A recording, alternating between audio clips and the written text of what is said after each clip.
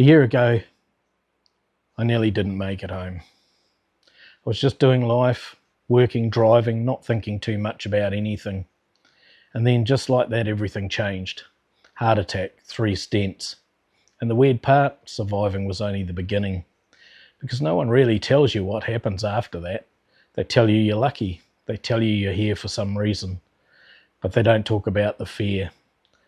Your body letting you down, feeling like you're not the same as you used to be.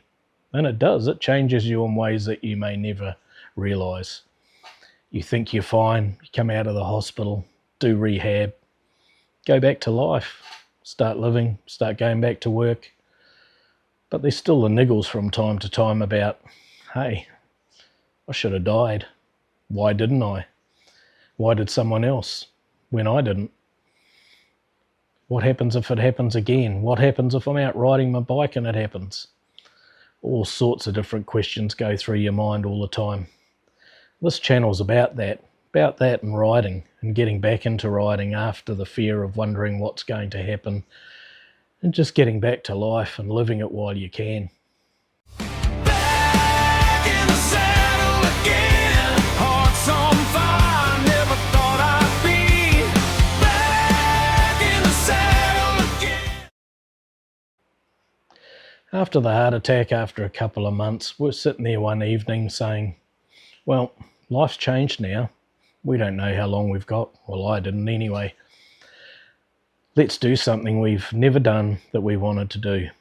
And with that, we packed the family up and went for 3 weeks in Canada. And that's pretty much where my life changed. On the last week of our holiday, we happened to be in a ski lodge in Whistler. And we met a couple of guys in the swimming pool that were riding around on their Harleys, mainly because they missed their flight overseas on a holiday by 1 day and decided, well, damn it, we're going to do something, so we'll go out for a ride on our bikes for a week. And we got talking, and they were both ex-firemen from Vancouver. And as we were talking, we were discussing things, and we got onto the subject of motorbikes and our love for the bikes and that sort of thing. All of a sudden, one of them says, hey, do you want to take one for a ride tomorrow? I couldn't believe my luck.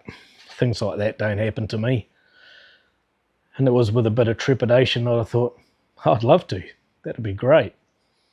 So I sat and thought about it that night, thought about all the things that could go wrong, that may go wrong. In the end, 8 o'clock in the morning, the boys text me, say, right, you're coming? And with that, a bit of fear, bit of excitement, we headed off from the ski lodge on the bikes. Me astride a 2022 road glide and my new friend on a street glide. So we spent the next few hours riding around the hill country, around Whistler and over to Squamish and back. And it was a day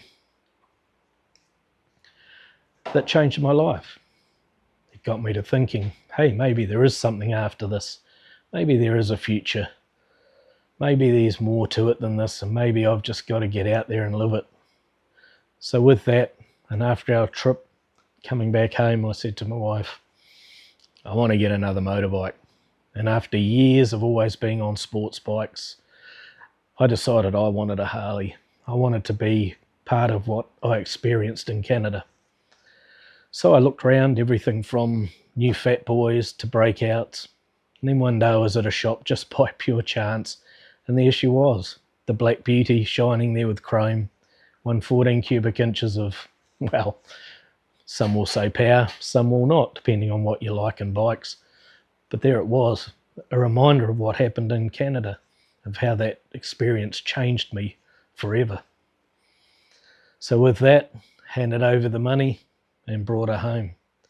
So that's what this channel's really going to be about. It's not just about riding, although there will be a fair bit of that in there, but it's about my experience after a heart attack, how it's made me feel, whether you feel alone at times and not have someone else there to talk to about it. Men particularly go through this, as we're not very good communicators, are we? And we tend to not tell everyone how we're feeling. And then some people just won't understand how you're feeling either, because, let's face it, unless you've been through it, you really don't know what it's about. You can only guess. So we're going to make this channel, we're going to try and give information that will help people. Anybody in that position that feels like they don't know what to do next or how to get through the next stage, drop us a message, ask us for a video about something. Just join together like the community of Harley riders is and put something together that can help us through it. So with that, I'm going to give a little bit of information about my experience after the heart attack and how it's made me feel over that time. So back in January 2025, while driving a truck, I suffered a STEMI heart attack. The ambulance was quick, doctors quicker, 3 stents later and I was in recovery.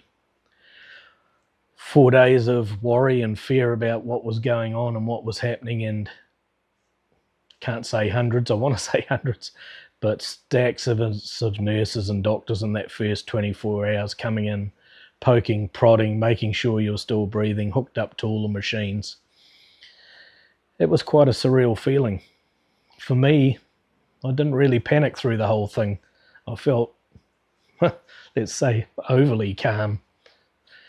I often wonder whether there was something wrong with me and how come I wasn't panicking? Why did I not have this fear of death at that time?